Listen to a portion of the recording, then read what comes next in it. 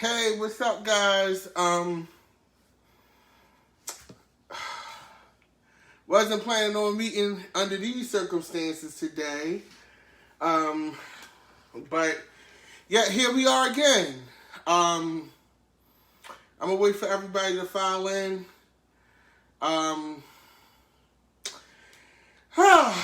God, it's one of those things like, can we ever not have to go through this?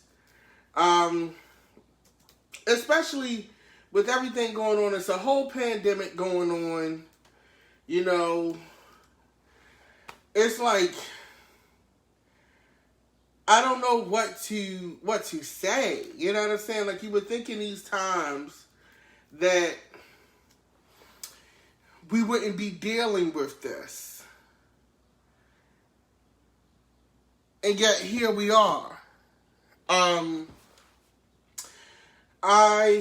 like a lot of people, saw the video of the death of George Floyd, which, quite frankly, I didn't share the video because I feel like it's almost starting to make not only just people in general numb, not black folks, but just like, if you show things like that enough, they become unshockingly normal. And when I say that, I say it in the sense that it becomes something that's like, oh, okay, they killed him, moving on. And it's not one of those things where we should be feeling like that. We should be outraged every time. This particular video, it's like a fresh cut every time we see these incidents. But this video was so sad, seeing him basically cry for assistance and cry for his humanity.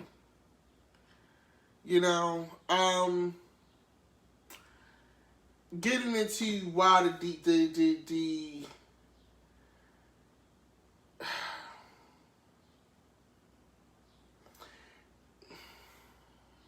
I'm sorry, guys. The humanity of the black man is often denied.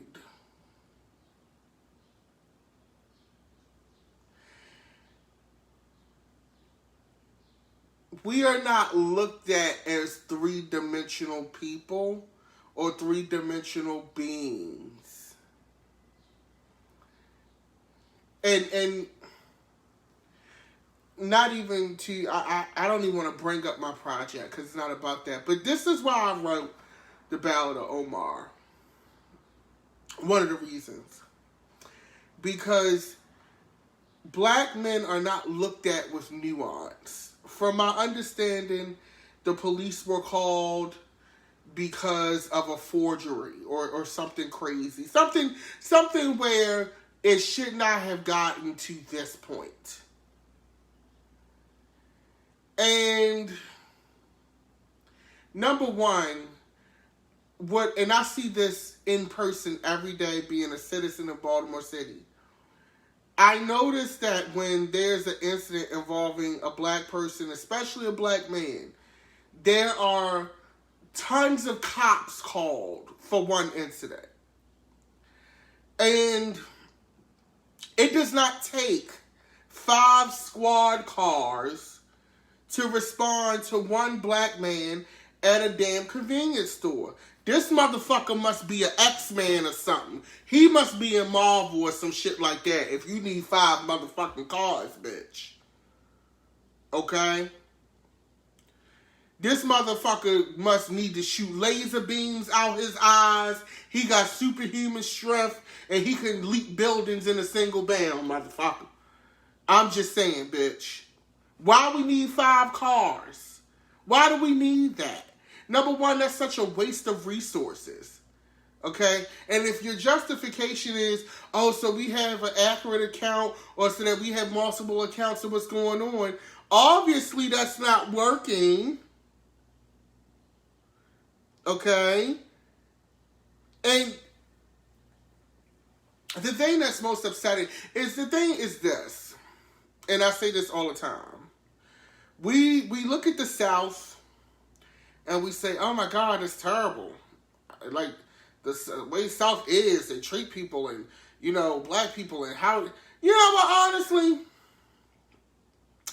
at least with the South, you know where you stand. They ain't hiding shit from you. They ain't making it no goddamn secret. They want their statues out. I'd rather know the enemy I'm facing. Okay? With these incidents, when you look at, Eric Garner, when you look at George Floyd, and countless others, a lot of these incidents are happening in places where it's like Minnesota, bitch, New York City. These are places where it's like, I thought these were supposed to be like the chill liberal spots. And it's the realization, especially as a child of the 90s, a child, I like to call that generation that was born in the mid-late 80s, early 90s, as the black optimistic generation. And everybody may not agree with that, but just go down the rabbit hole with me. That generation, my generation, we were in the class of, oh, shit's getting better. Oh, that was the civil rights movement. Things are progressing. Niggas is going to college now. It's a different world. Ooh, it's a different world from where you come from. All that shit. You know what I'm saying? So we were under the guise that by the time we got to, a certain age or place, that we was really going to be changing the world. Okay? And that's not what's happening. It's actually going backwards. And I think, honestly, the advent of social media has actually highlighted how backwards and non-progressive America is. And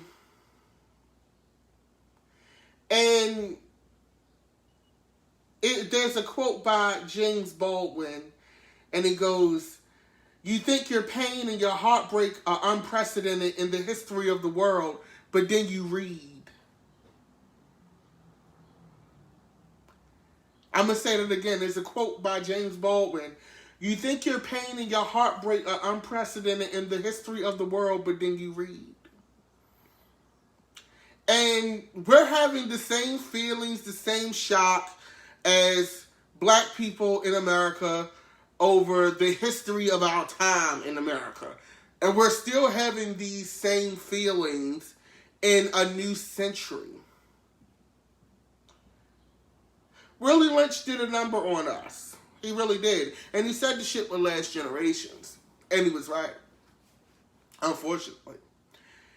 And looking at this George Floyd incident now, the mayor was like, at first they had the 4 cops on paid leave, right? They was on leave. But the mayor seemed horrified. And I don't know this mayor. I had to look into his history. I haven't quite frankly had enough time to research this as much as I would like. But a lot of you called for this meeting. So I wanted to, sit with you and let's have a discussion about it. But the mayor, from reading these reports and looking at everything, seemed like horrified. But here's the thing.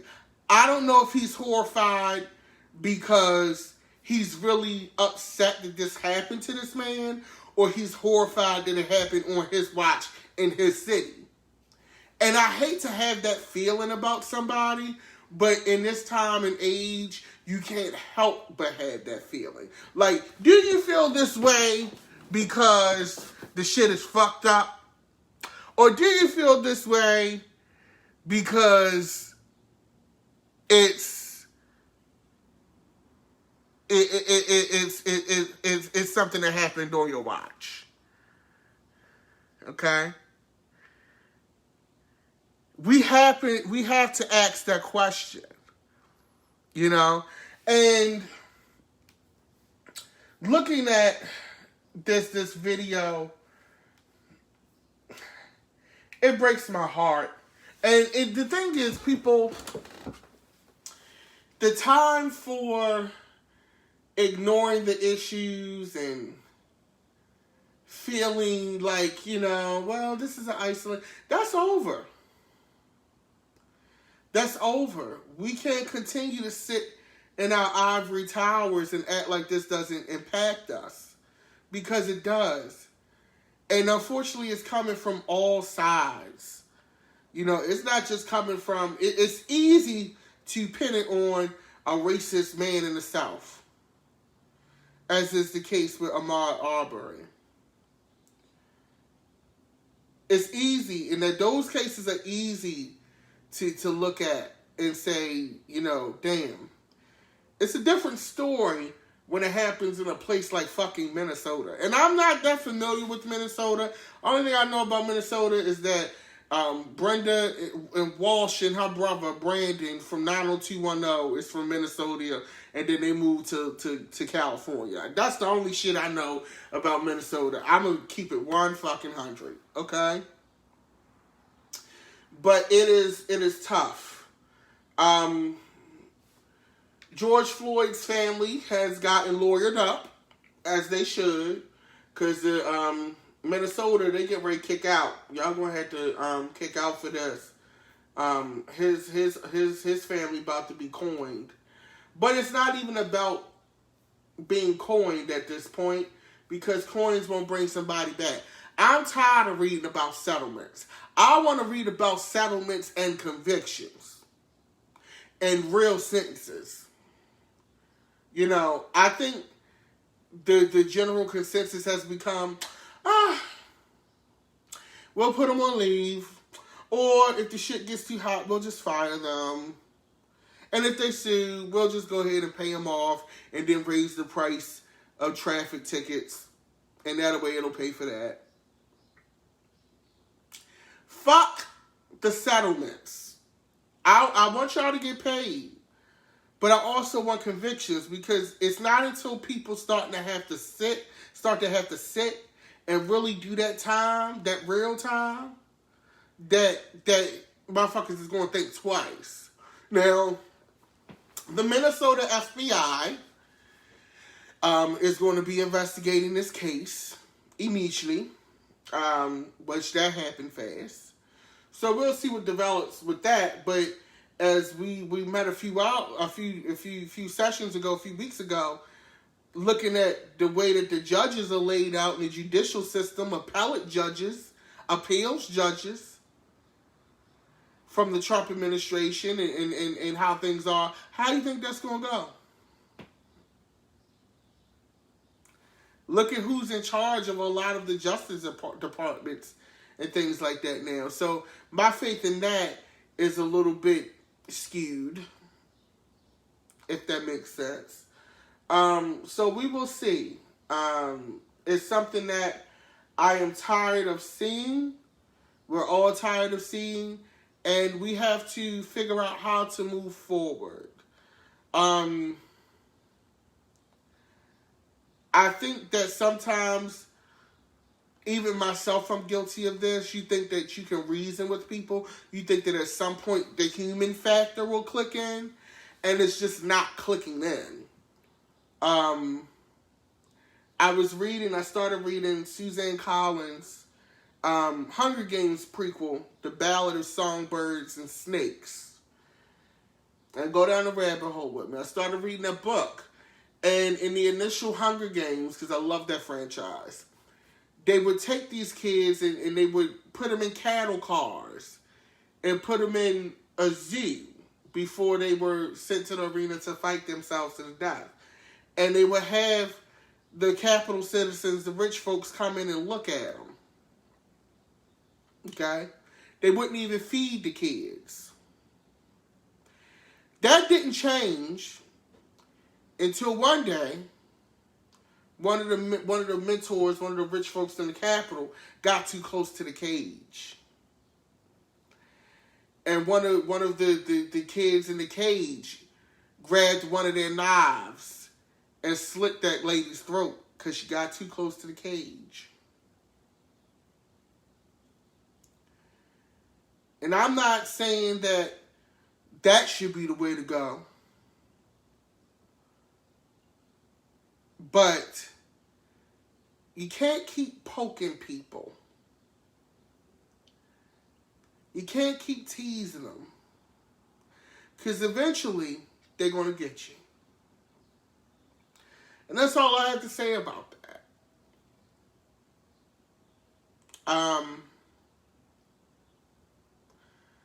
I love a diplomatic resolution. But you can't help but feel that black people in general are just not high priority in this country. They're just not. We're just not.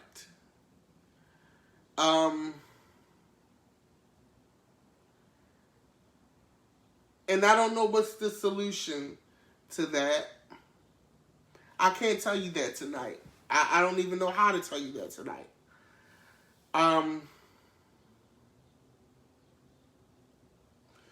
But we have to figure it out. So we'll watch this as it develops and see what happens. Joe Biden. Now, as we all know, I was not a big Joe Biden fan when we had the field of Democratic candidates. Y'all know I was more of a Elizabeth Warren, I just was not Joe Biden. But I like many people in this country, many black folks in this country, when, the votes started coming in from the primaries and I saw that it really wasn't a way for Bernie as far as the reports were concerned, the voter turnouts. Let me say that first, the voter turnout was concerned. It looked like this was going one way. It sounds like, okay, we're going to have to rally behind Biden. I don't think I didn't think he was an optimal candidate then, at that time, but this is what we have. Sometimes you got to work with what you got.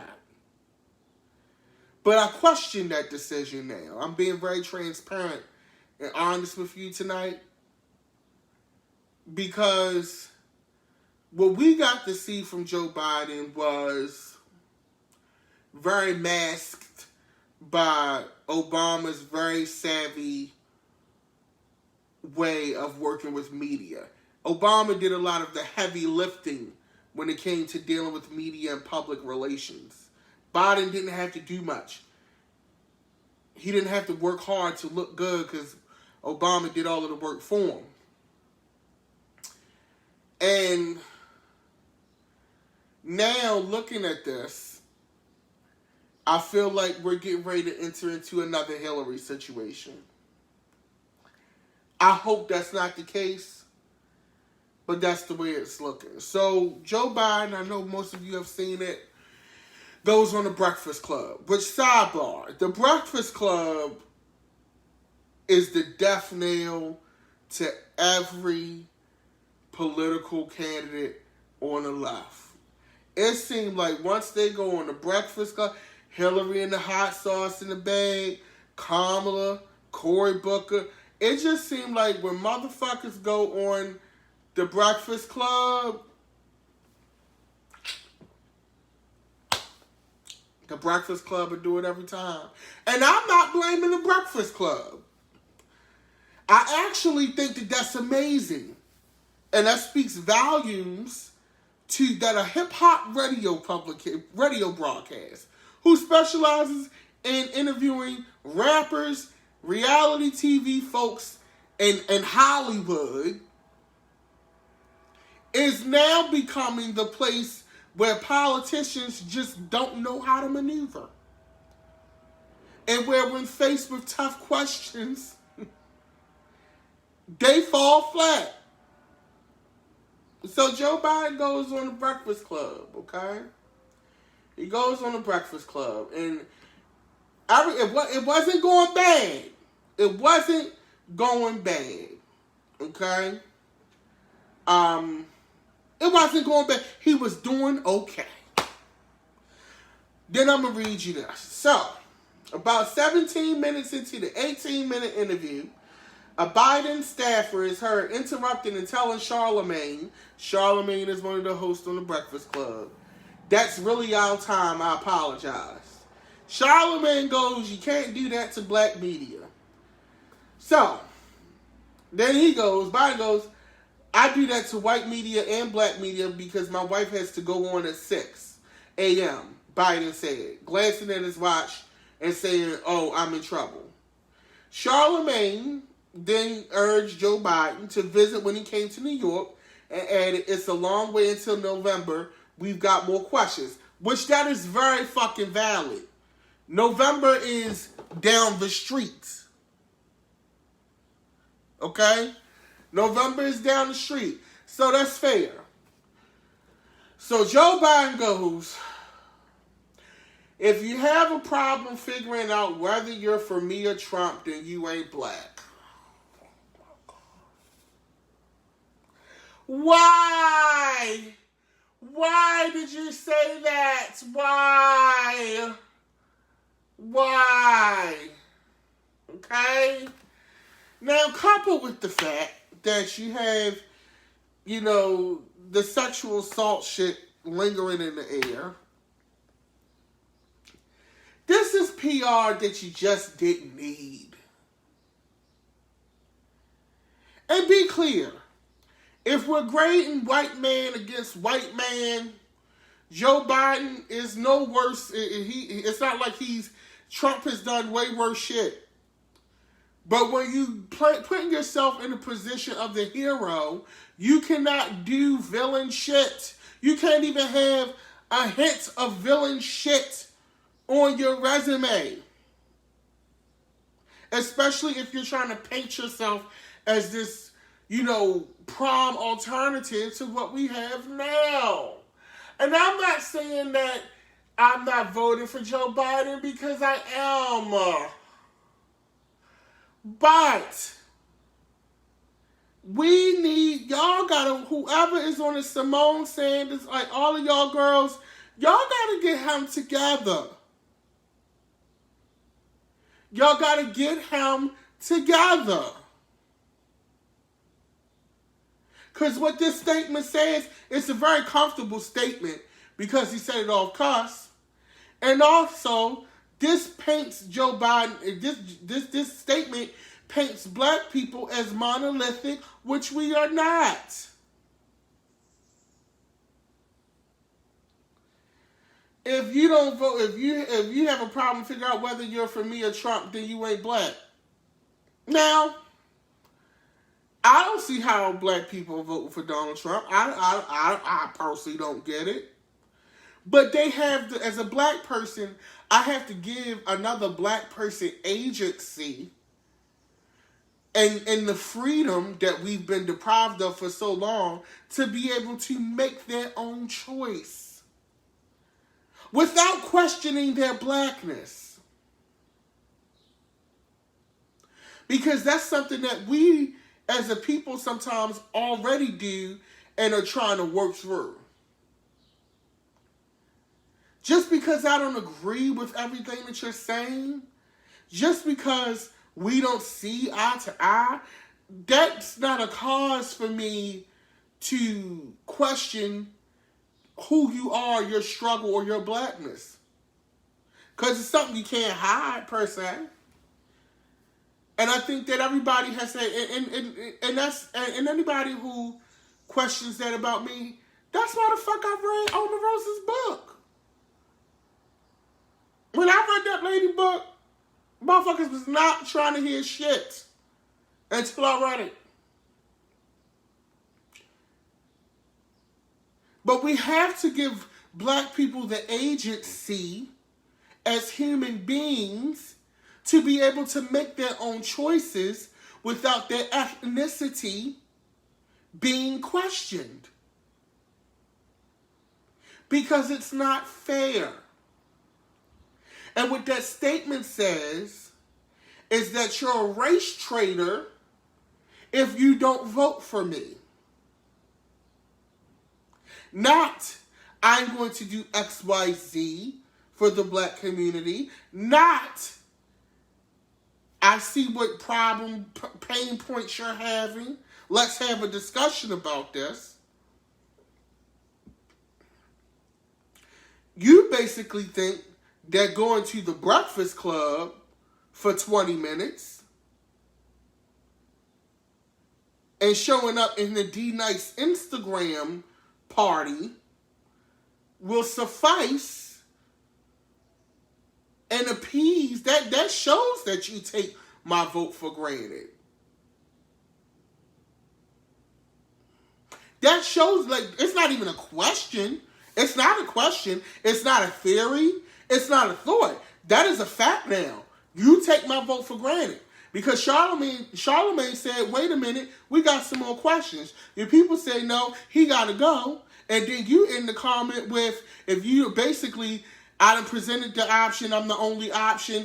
If you black, you supposed to vote for me anyway. Why are we still here?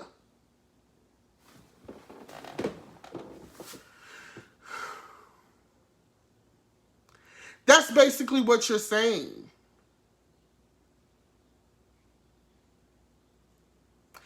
And I hate to have to deal with that. You know, like, it's not a good look. And Simone Sanders, if you're watching this, anybody from the campaign who is watching this, because I know y'all watch this channel, bitch. Okay? Get him together, please. Get him together. Because y'all do, and Charlemagne is right. It's a long way till November. And if black people feel like you're not invested in them, or you don't give a shit, they're going to stop caring. And guess what? A lot of people may not show up to them polls like y'all think they are. Okay? So, get them together. We vote in our primary June 2nd by mail for the presidential primary. But what James Baldwin say, to be black in America is to be in a state of constant rage all the time. He ain't never fucking lied. Yeah. I don't know what else to say other than that. But on that note, I don't want another 4 years of Donald Trump. We really can't afford it. But, like, honestly, like,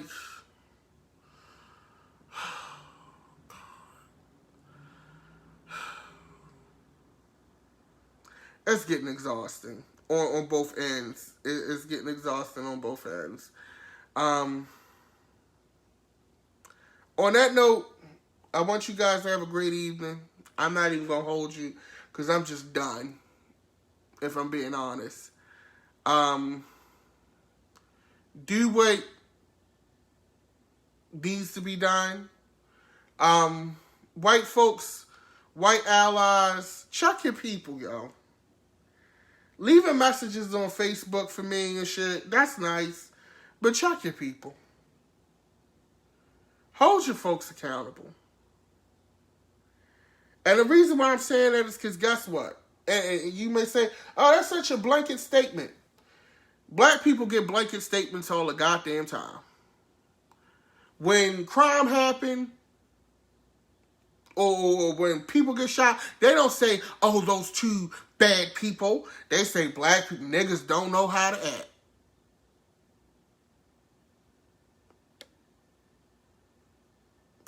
So, I'm going to just keep it 100. Get your people. Hold them accountable. Okay? Hold them accountable.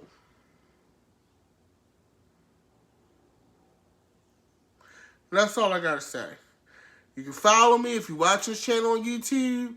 Make sure you hit the bell at the top for notifications. Follow me on all outlets at Dapper Dan Midas. Shameless plug. The Ballad of Omar is available on all streaming platforms. With that being said, I'm going to go finish watching Sweet Magnolia so I can get an escape from all of this madness for a couple hours. Y'all have a good evening and be blessed.